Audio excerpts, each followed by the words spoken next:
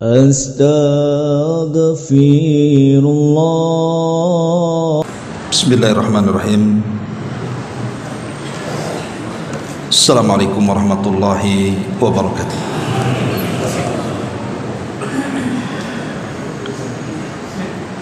Alhamdulillah, wassalatu wassalamu ala rasulillah wa ala alihi wa sahbihi wa mawalah wa la hawla wa la quwwata illa billahi wa ba'du. Alhamdulillah, di malam hari ini kembali kita bisa duduk untuk bertalabul ilmi. Salawat dan juga salam tetap kita hadiahkan kepada Rasul kita Nabi besar Muhammad sallallahu alaihi wa ala alihi wasallam. Kita masih melanjutkan kajian kitab Tauhid dan kita masih membahas tentang tafsir At-Tauhid. Dan sekarang masuk pada pendalilan berikutnya oleh pengarang, menukilkan firman Allah Subhanahu wa taala surah Az-Zukhruf ayat 26 dan 27. Beliau mengatakan, wa idh qala Ibrahimu li abihi wa qaumihi innani bara'un mimma ta'budun illa alladhi fatarani fa innahu sayahdin wa ja'alaha kalimatan baqiyatan fi aqibihi la'allahum yarji'un. Dan ingatlah ketika Ibrahim berkata kepada ayahnya Azar dan juga kepada kaumnya, sungguh aku berlepas diri dari apa yang kalian sembah kecuali Allah zat yang telah menciptakan aku, karena hanya Dia yang akan memberikan petunjuk jalan kebenaran bagiku. Dan Ibrahim menjadikan kalimat tauhid itu adalah kalimat yang kekal pada keturunannya agar mereka kembali kepada tauhid. Ma'asyiral muslimin yang dimuliakan Allah Subhanahu wa taala, pengarang mencantumkan kisah Nabi Ibrahim alaihi salatu wassalam sebagai tafsir daripada At-Tauhid.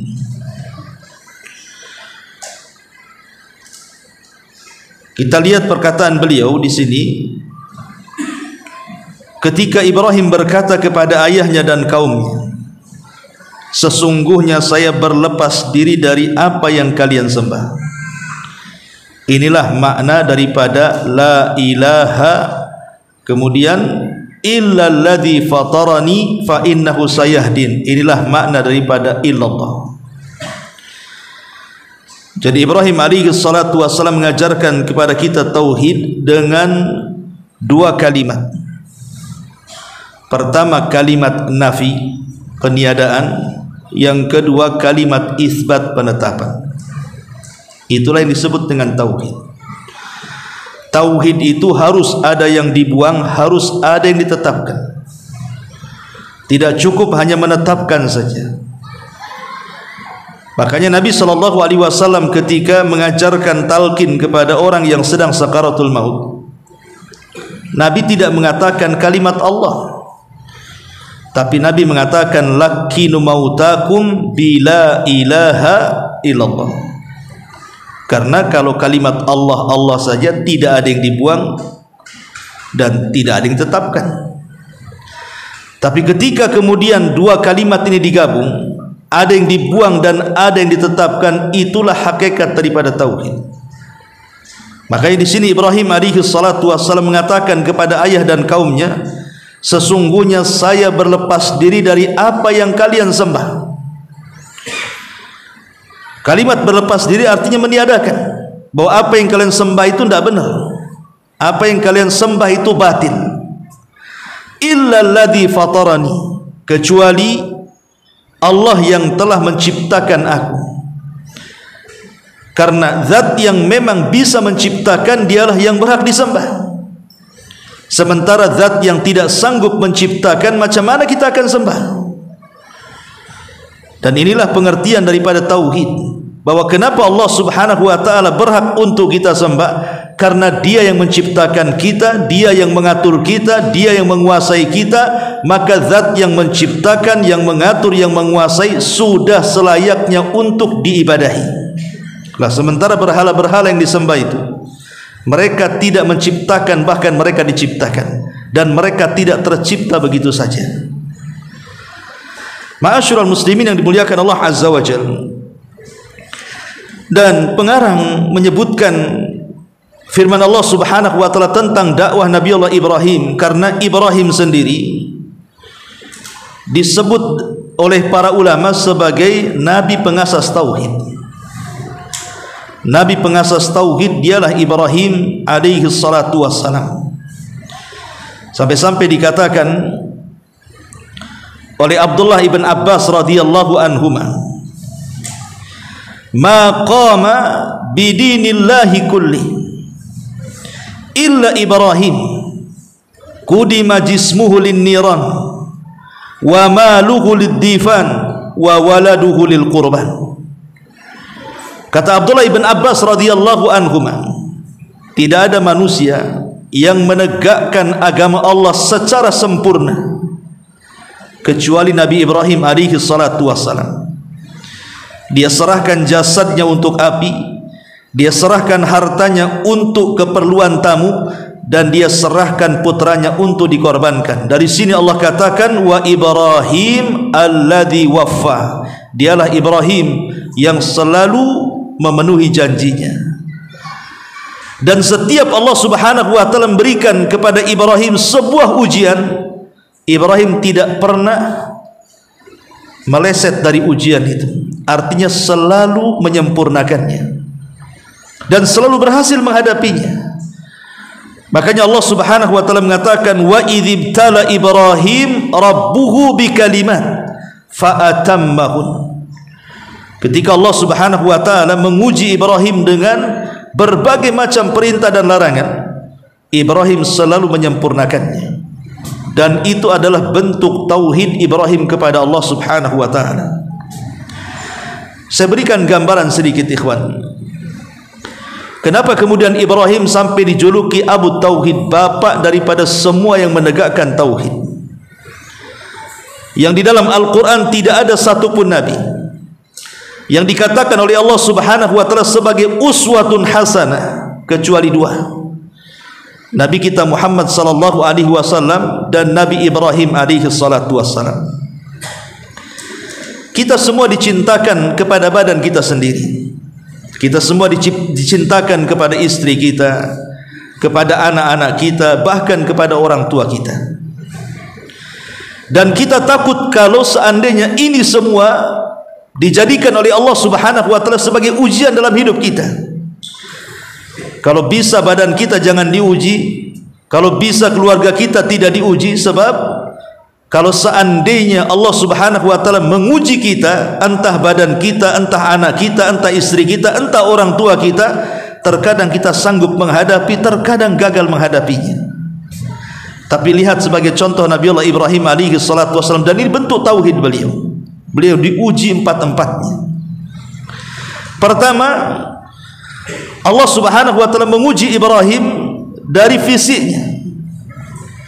Bagaimana Ibrahim alaihi salatu wassalam, sebagaimana dikatakan Abdullah ibn Abbas tadi, wa jasaduhu lin-niran, jasadnya diuji, diserahkan ke dalam api. Kapan itu? Ketika kemudian kaum Babil mengetahui tentang Ibrahim alaihi salatu wassalam saat menghancurkan patung-patung kerajaan.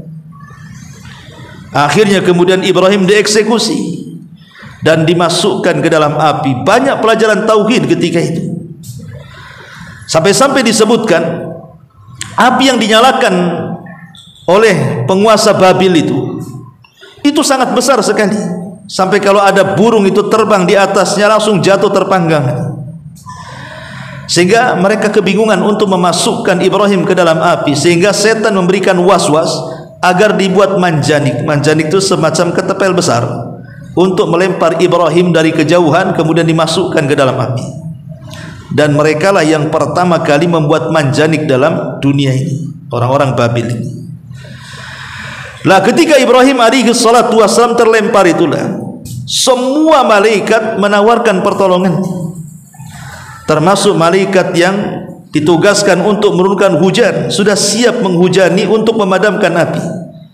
Malaikat yang mengatur angin juga sudah siap untuk menghantarkan api dipindah ke tempat lain. Bahkan semua makhluk berusaha memadamkan kecuali satu binatang namanya wazak, ya, semacam toke. Lah malaikat-malaikat itu datang kepada Ibrahim alaihi salatu wassalam menawarkan, bagaimana kalau seandainya kami tolong. Tapi dalam hadis yang sahih Ibrahim mengatakan, amma ilaikum fala wa amma ilallahi fabala. Kalau aku harus meminta pertolongan kepada kalian, oh tidak.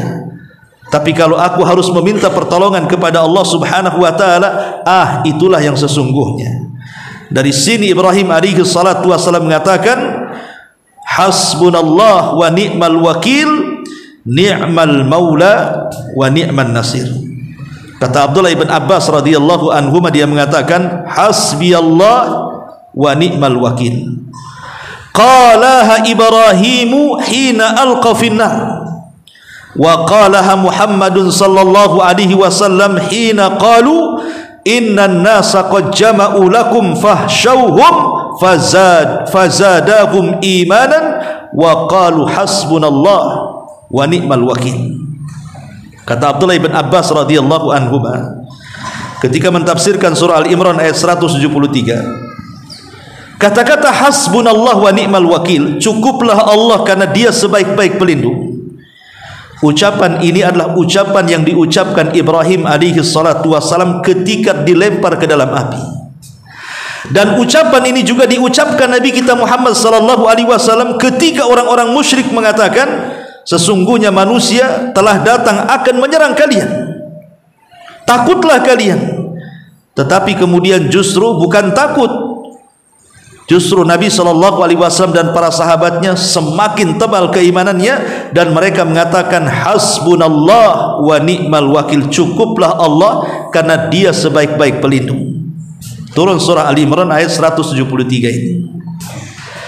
Artinya bahwa kalimat hasbiyallah wa ni'mal wakil ini kalimat tauhid, kalimat yang diucapkan oleh Ibrahim alaihi salatu wassalam hanya menyandarkan diri kepada Allah dalam situasi apapun. Ikhwan, terkadang dalam hidup kita, kalau antum diuji oleh penyakit umpamanya, belum tentu kita bisa menyandarkan hati kepada Allah, ikhwan. Apalagi kalau penyakitnya itu parah, coba bayangkan. Terkadang setan datang memberikan was-was, kemudian ada cerita bahwa dukun anu bisa mengobati penyakit ini, penyakit itu. Setan itu akan masuk. Walaupun terkadang orang ini sudah tahu bahwa hukum datang ke dukun itu bisa kufur, tapi terkadang setan memberikan was-was, sudah datang aja nggak apa-apa, nanti kalau sembuh kan tinggal bertobat saja katanya. Ya kalau sembuh, kalau mati. Ya. Ma'asyiral muslimin yang dimuliakan Allah Azza wa Jalla, begitu juga ujian apapun. Di sini ada pelajaran besar bahwa dalam kondisi apapun musibah yang kita terima, sandarkan semuanya kepada Allah Azza wa Jalla. Katakan hasbunallah wa ni'mal wakil, cukuplah Allah sebagai pelindungku dan dialah sebaik-baik pelindung. Ma'asyiral muslimin yang dimuliakan Allah Azza wa Jalla, inilah ujian pertama Ibrahim mengenai badan dia. Tetapi belum lagi kemudian Ibrahim masuk ke dalam api, ketika Ibrahim alaihi salatu wassalam mengatakan hasbunallah wa ni'mal wakil, turun perintah Allah kepada api, kul ya naru kuni bardan wa salaman ala Ibrahim. Katakan ya api, hei api, dinginlah engkau. Maka satu dunia api dingin. Kalau seandainya ayat ini sampai di sini, ikhwan, mungkin sampai hari ini api itu dingin, gak ada panasnya. Susah lah antum mau ngopi, mau ngeteh, mau apa kan. Tetapi Allah tambah wasalaman, rupanya api panas itu hanya untuk Ibrahim, bukan untuk semuanya. Ketika kemudian melanjutkan wasalaman, dan selamatkan Ibrahim, maka api itu menjadi hudu, tidak panas lagi. Kemudian Ibrahim pun masuk ke dalam api. Dalam ilmu sejarah ada yang mengatakan selama 40 hari Ibrahim di dalam api itu, dan tidak ada yang terbakar kulitnya kecuali hanya ikatan kaki dan juga tangannya saja. Bahkan setelah 40 hari itu, kemudian manusia pun ingin melihat apakah Ibrahim mati ataupun tidak. Ada kisah, ya mungkin kisah Israiliyat. Di dalam api itu tiba-tiba ada air yang memancar dan ada tumbuh-tumbuhan serta buahnya. Jadi selama Ibrahim 40 hari di dalam tumpukan abu itu, dia hanya minum dari situ dan juga makan dari situ, dan dia sholat selama 40 hari dalam tumpukan itu, tumpukan abu yang sudah jadi debu. Ketika 40 hari itu manusia hendak melihat apakah Ibrahim mati atau tidak, rupanya masih hidup.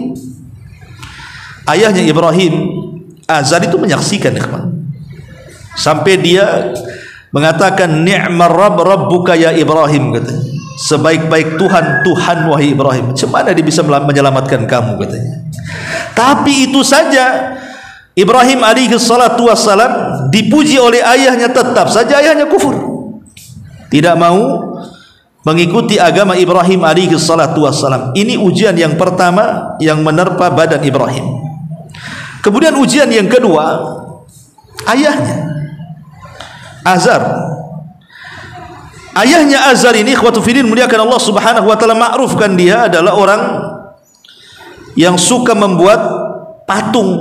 Dia penyembah patung, dia pembuat patung, dia penjual patung, dan hasilnya juga dari hasil penjualan patung untuk makan keluarganya.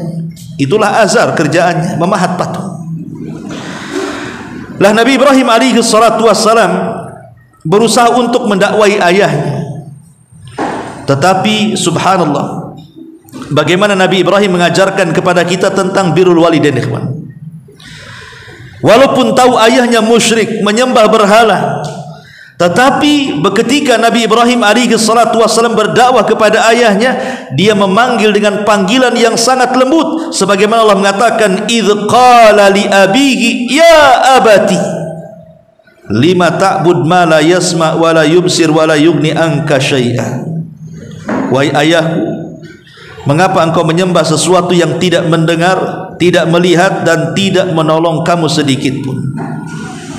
Ya abati la ta'budi syaitan, inna syaitan kana lirrahmani asiya. Wahai ayahku, jangan engkau menyembah setan, sesungguhnya setan itu durhaka kepada Tuhan yang Maha Pengasih. Ya abati inni akhafu an yamassaka adzab minar rahman fatakuna lisyaitan waliya. Wahai ayahku, aku sungguh khawatir engkau akan ditimpa azab dari Tuhan yang Maha Pengasih sehingga engkau menjadikan teman bagi syaitan. Lihat bagaimana uslub Ibrahim dengan lembutnya mengatakan ya abati, ya abati. Kalimat abati ini panggilan yang paling halus orang Arab ketika memanggil ayahnya. Dari sini kata Imam Qurtubi dan juga ahli tafsir yang lainnya, lihat bagaimana Ibrahim mengedepankan adab dan etika ketika berdakwah kepada ayahnya, dan itu bentuk birrul walidain. Sekafir apapun orang tua, tetaplah dia orang tua selama mereka tidak menyerang kita yang merupakan kafir harbi. Allah mengatakan wasahibhuma fid dunya ma'rufa, tetap berbuat baik kepada mereka. Dan al jaza min jinsil amal, ikhwan. Sebuah balasan itu disesuaikan dengan amalannya. Kama tadinu tudan. Sebagaimana engkau bermuamalah kepada orang tuamu dengan muamalah yang baik, nanti kelak anak-anak kita akan bermuamalah dengan kita dengan muamalah yang baik. Itulah hukum karma namanya. Kalau bermuamalah jelek, anak kita akan jelek kepada kita. Tapi kalau muamalah kita baik, maka anak kita akan baik. Itu yang dirasakan Ibrahim. Ketika Ibrahim alaihi salatu wassalam tetap berbuat baik kepada ayahnya, bahkan ketika ayahnya mengancam Ibrahim dan mengatakan aragibun anta an alihati ya Ibrahim, Ibrahim, engkau benci ya dengan Tuhan-Tuhan aku wahai Ibrahim. Kemudian ayahnya mengancam dengan mengatakan illam tantahi la arjumannaka wahjurni maliya. Kalau engkau tidak berhenti, terus saja engkau mendakwahkan tauhid ini, maka ku pastikan engkau akan kurajam, atau tinggalkan aku keluar dari sini dalam waktu yang lama. Diusir, diancam mau dirajam. Tapi Ibrahim lagi-lagi mendoakan ayahnya dan mengatakan, salamun alaika sa'astaghfiru laka rabbi. Semoga keselamatan dilimpahkan kepadamu wahai ayahku, aku tetap akan memintakan ampun kepada Allah akan dosa-dosamu. Dan Ibrahim terus memintakan ampun kepada Allah ketika ayahnya masih hidup. Tapi ketika kemudian ayahnya meninggal dunia, maka berhentilah Ibrahim memintakan ampun kepada Allah Azza wa Jalla, karena tahu ayahnya kufur. Ya. Dari sini kata Abu Hurairah radhiyallahu an, ada sebuah hadis dari Abu Hurairah yang dikeluarkan Imam Bukhari, disebutkan yalqa Ibrahimu abahu Azar yaumal qiyamah. Jadi Nabi Ibrahim itu berjumpa dengan ayahnya Azar kelak pada hari kiamat. Wa ala wajhihi azara qataratan wa ghabaratan. Di wajah Azar ini ada noda-noda hitam dan banyak debu. Fayaqulu lahu Ibrahim, Ibrahim mengatakan kepada ayahnya, alam aqul laka la ta'sini. Bukankah sudah kukatakan, kata Ibrahim alaihi salatu wasallam kepada ayahnya, jangan pernah mengingkari ajaran tauhid yang kuajarkan kepadamu. Fayaqulu abu, maka bapaknya mengatakan, fal yauma la'asi, kalau begitu hari ini ya Ibrahim, aku tidak akan bermaksiat lagi kepadamu. Fayaqulu Ibrahim, maka Ibrahim mengatakan, ya Rabb, innaka wa'adtani alla tuhzini yauma yub'atsun, fa ayyu hizzin akhza min abi'il abad. Maka Ibrahim ketika mendengar ayahnya siap bertobat dan mengikuti ajaran Ibrahim, mengikuti ajaran putranya, maka Ibrahim langsung berdoa kepada Allah dan mengatakan, ya Rabb, bukankah engkau telah menjanjikan bahwasanya engkau tidak akan menghina diriku di hari kebangkitan ini? Maka kehinaan mana lagi yang paling berat dibandingkan aku dijauhkan dari ayahku? Maka Allah Subhanahu wa taala mengatakan, inni haramtul jannah 'alal kafirin. Oh, tidak bisa Ibrahim, aku sudah haramkan sorga untuk orang-orang kafir. Aku sudah haramkan sorga untuk orang-orang kafir. Thumma yuqal, kemudian dikatakan, ya Ibrahim, ma tahta rijlaik. Wahai Ibrahim, apa yang ada di dekat kakimu itu? Fayangdur, maka Ibrahim pun kemudian melihatnya, fa idza huwa bidhihin multatikhin fayukhadu bikawaimihi fayulqa finnar. Kemudian Ibrahim melihat di dekat kakinya ada seekor babi hutan yang kotor. Babi tersebut lalu diseret dengan ikatannya pada kakinya, lalu dilemparkan ke dalam api neraka. Ma'asyiral muslimin yang dimuliakan Allah Azza wa Jalla, lihat, sampai pun pada hari kiamat Ibrahim tetap ingin berbuat baik kepada ayahnya, kan? Minta agar ayahnya jangan dijauhkan. Tapi karena sudah ditakdirkan ayahnya mati kafir Azar ini, Allah katakan, inni haramtul jannah 'alal kafirin. Oh, tidak bisa, aku sudah haramkan surga untuk orang kafir. Tetapi kebaikan Ibrahim kepada ayahnya dibalas oleh Allah Subhanahu wa taala. Apa balasannya? Dia memiliki putra yang sangat berbuat baik kepada ayahnya, Ismail alaihissalam. Sampai ketika Ismail alaihissalam sudah menikah dengan salah satu wanita Jurhum, Ibrahim alaihissalam seorang bapa yang bijak, dan ini risalah kepada antum para bapa, tidak pernah membiarkan anaknya begitu saja setelah menikah, tetap Ibrahim memantaunya. Maka seorang ayah wajib memantau anaknya walaupun anaknya sudah menikah. Apakah anaknya baik atau tidak, apakah suaminya baik atau tidak, istrinya baik atau tidak, harus kewajiban seorang ayah seperti itu. Karena Ibrahim memantau Ismail. Jadi ketika Ibrahim kemudian datang dari Syam, dari Palestina ke Mekah untuk memantau Ismail, Ismail ketika itu bekerja sebagai pemburu said, sedang mencari ma'isyah keluar. Ibrahim datang ke rumah Ismail dan tidak dapati anaknya, yang didapati istrinya. Istrinya tidak tahu kalau itu adalah mertuanya Ibrahim. Ibrahim bertanya, bagaimana kondisimu? Wanita ini mengeluh dan mengatakan, kondisi kami buruk. Bagaimana makananmu? Tidak ada makanan. Bagaimana minumannya? Tidak ada minuman. Pokoknya kami susah payah macam-macam, mengeluh. Ibrahim mengatakan, ini istri enggak baik ini. Kalau istri suka mengeluh ini tandanya istri yang durhaka. Maka Ibrahim mengatakan kepada istri Ismail ini, nanti kalau datang suamimu, bisa enggak aku titip pesan kepadamu? Kata istrinya, boleh. Apa pesannya? Katakan kepada anakku, kepada suamimu, ghayyir atabata darik. Ghayyir atabata darik. Pindahkan tu tangga yang menuju depan rumahmu tu. Akhirnya kemudian Ibrahim pergi. Wanita ini tidak tahu kalau itu mertuanya, karena Ibrahim sedang menguji. Sebab kalau tahu bisa saja mungkin pura-pura baik kan begitu. Ismail datang. Kemudian ceritalah istrinya bahwa ada seorang kakek begini sifatnya. Kata Ismail, lah itu ayahku. Apa yang dikatakan dia kepadamu? Maka istrinya mengatakan, dia hanya berpesan ghayyir atabata darik, ganti tangga menuju depan rumahmu tu.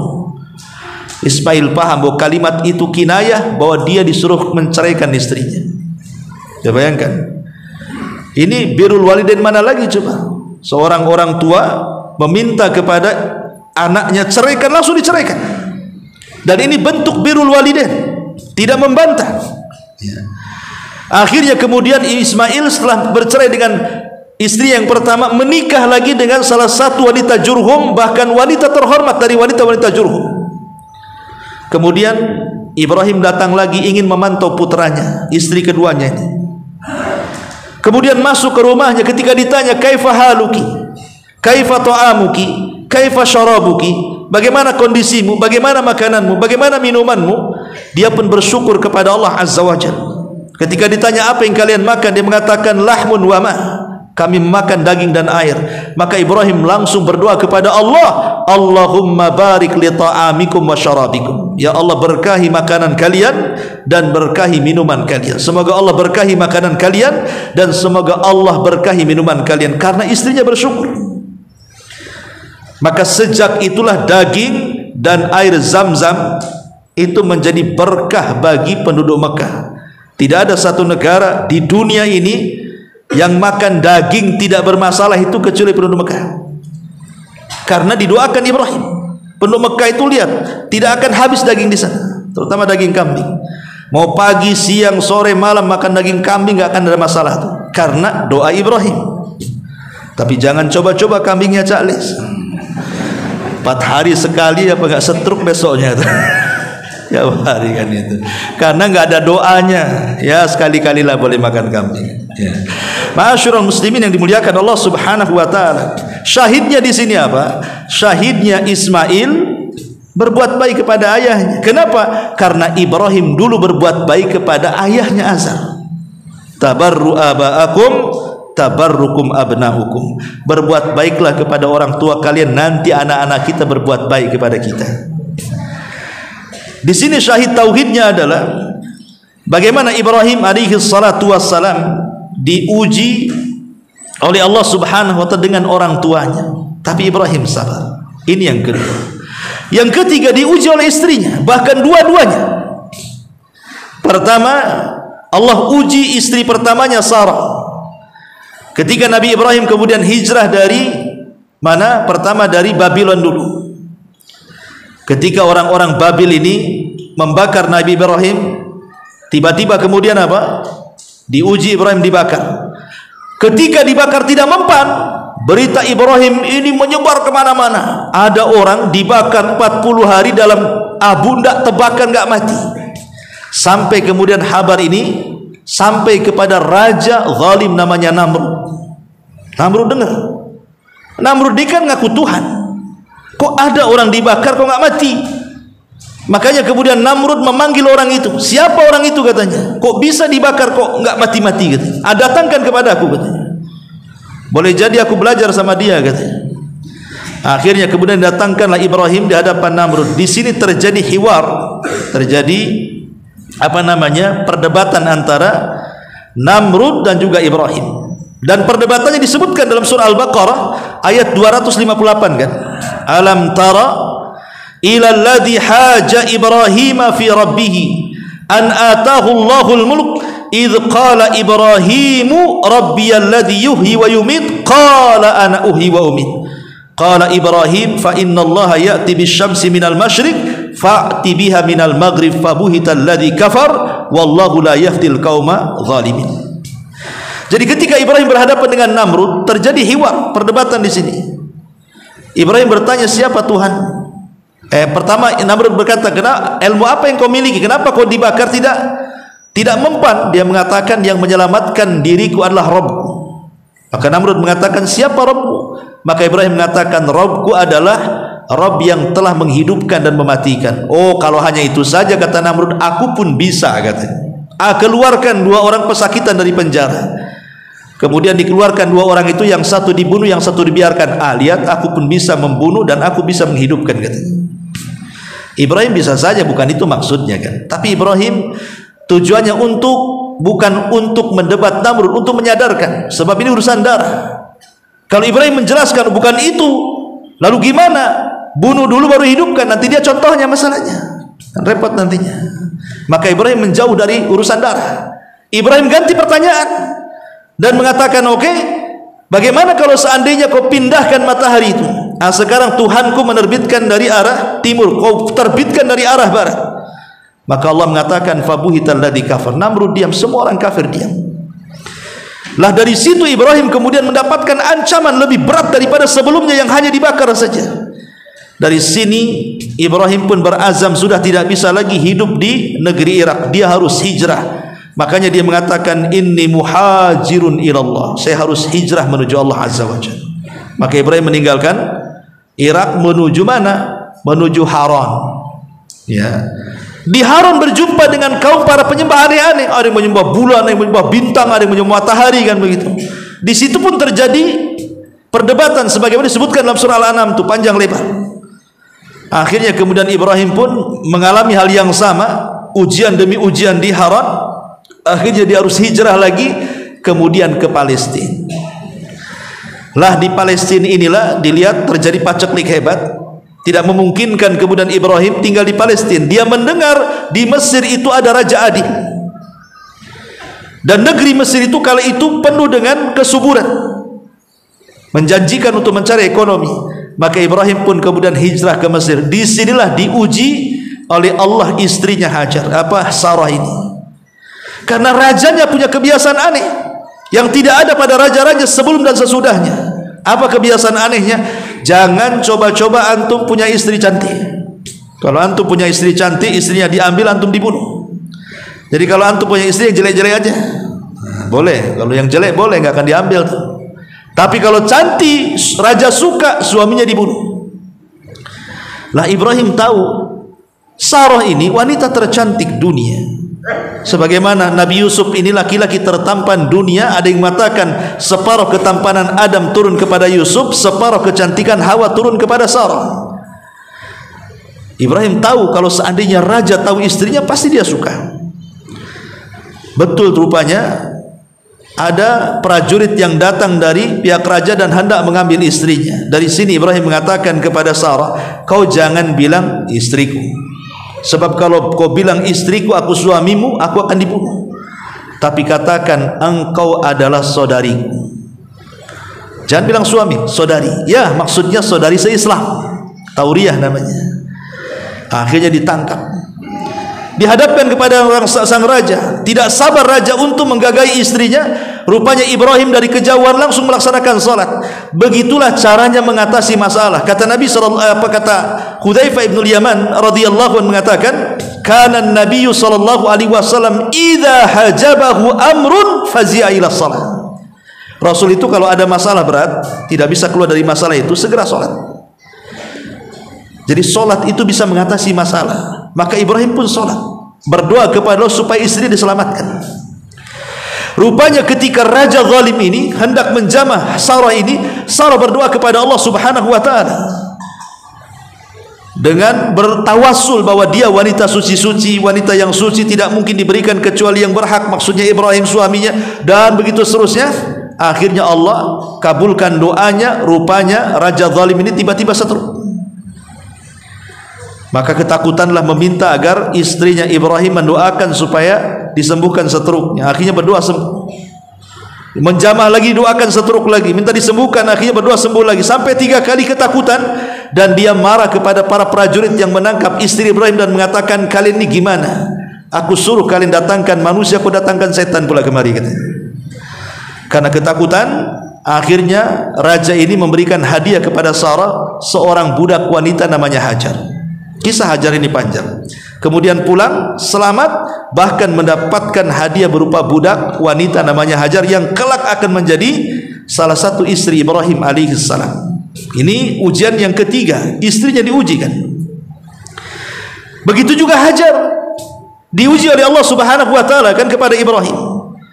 Ketika kemudian Hajar menikah dengan Ibrahim, kemudian melahirkan putra Ismail, terjadi cemburu antara Sarah dan Hajar ini. Mau tidak mau harus dipisahkan. Maka Ibrahim berdoa kepada Allah, dan Allah memerintahkan untuk membawa istrinya Hajar dan putranya Ismail ke sebuah lembah, di lembah Faran yang sekarang jadi Mekah, yang Allah Subhanahu wa taala katakan, inni askantu biwadin ghairi di zar'in inda baitikal muharram. Aku letakkan Hajar dan Ismail di sebuah negeri, di sebuah lembah yang tidak ada pokok tanaman, tidak ada binatang, tidak ada apa-apa lah di situ.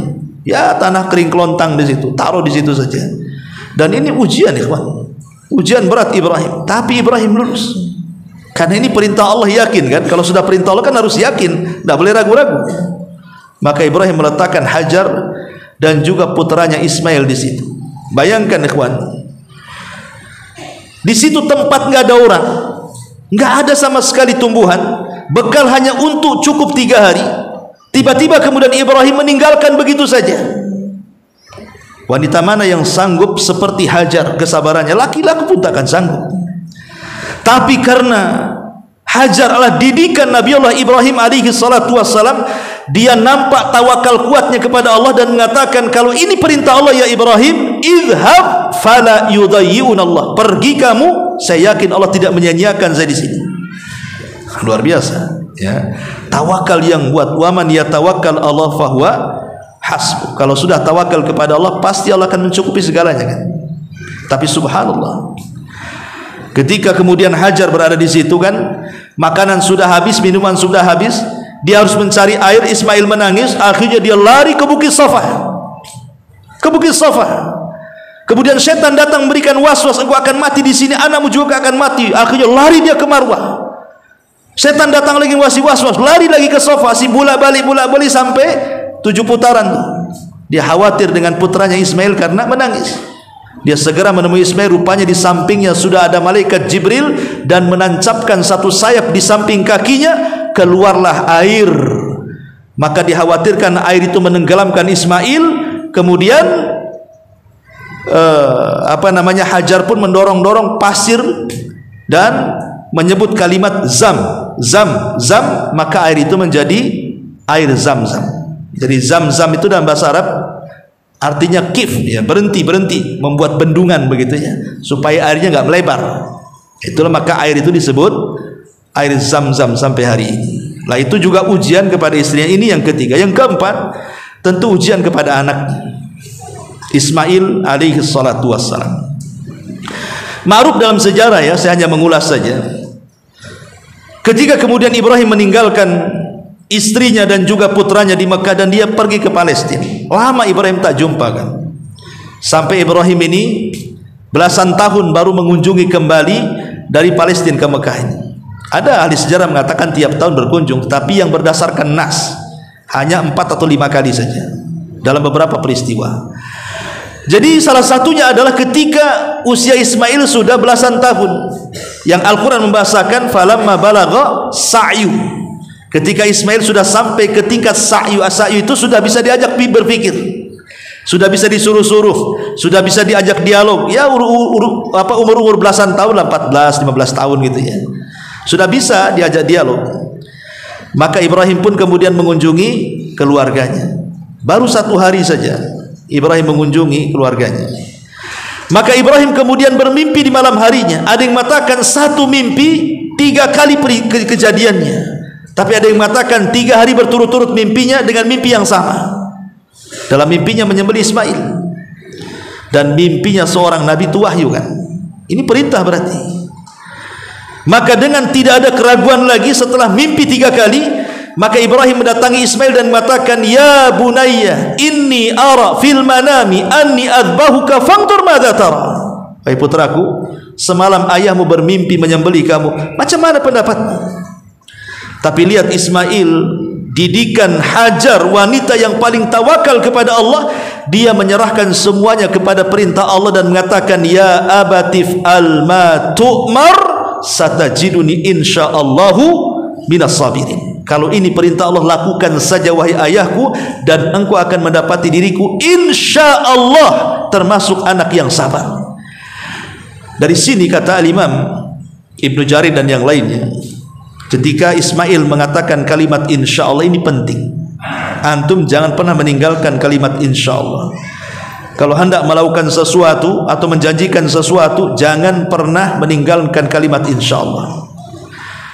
Karena Nabi Sulaiman, dia pernah menggauli istrinya 100. Satu malam itu dia bernadar kepada Allah, dia gauli istrinya 100 istrinya.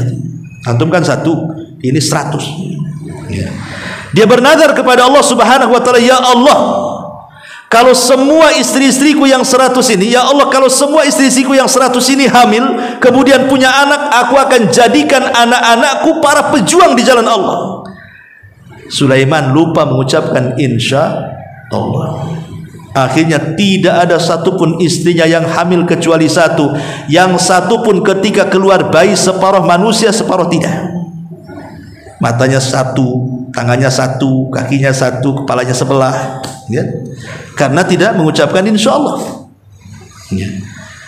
Termasuk Nabi kita Muhammad SAW pernah lupa mengucapkan insyaallah. Ketika kemudian orang-orang Yahudi memberikan soalan kepada orang musyrik untuk ditanyakan kepada Rasul, kemudian dibocorkan jawabannya, kalau dia seorang Nabi pasti bisa menjawab, kalau tidak maka dia bukan Nabi. Datang orang musyrik dan mengatakan, ya Muhammad, kami punya 3 soalan, kalau kau bisa menjawab kami beriman, kalau tidak, kau ini Nabi abal-abal, katanya. Rasul mengatakan, saking senangnya orang musyrik akan beriman, lupa mengucapkan insyaallah. Dia hanya mengatakan jawabannya besok, katanya. Rupanya besok Jibril tak turun, lusa Jibril tak turun, sudah 1 pekan, 2 pekan, 3 pekan, hampir 1 bulan, dada Nabi sesak. Barulah Jibril turun menurunkan surah Al-Kahfi sebagai jawabannya. Nah, kalimat insyaallah ini jangan pernah ditinggalkan. Lah, singkat cerita, akhirnya terjadilah penyembelihan. Ada yang mengatakan mimpinya Ibrahim itu tanggal 7 Dzulhijjah, karena 3 hari kan, tanggal 7, 8 dan 9. Maka tanggal 10 Dzulhijjah itulah terjadi penyembelihan. Makanya syariat Islam pun tanggal 10 Dzulhijjah terjadi penyembelihan yang disebut dengan Idul Adha. Itulah waktu ketika Ibrahim menyembelih Ismail. Lalu Allah berikan keajaiban, pisaunya dulu enggak tajam, jadi tumpul, diiris dari samping enggak bisa, dari depan enggak bisa, dari belakang enggak bisa. Allah buat tumpul pisau itu, dan Allah katakan, wa nada wa fadaina bidzibhin adzim wa taraknahu lil akhirin. Kami ganti Ismail dengan sembelihan yang besar, dan kami jadikan cerita itu untuk orang-orang yang setelahnya diambil ibrah. Itulah bentuk bagaimana Ibrahim mengajarkan kesabaran, tauhid, ujian, tapi dia bisa melewatinya, karena Allah mengatakan di dalam Al-Qur'anul Karim, wa Ibrahima alladzi waffa. Subhanaka wa bihamdika asyhadu an la ilaha illa anta astaghfiruka wa atubu ilaik. Allahu ta'ala alam. Assalamualaikum warahmatullahi wabarakatuh.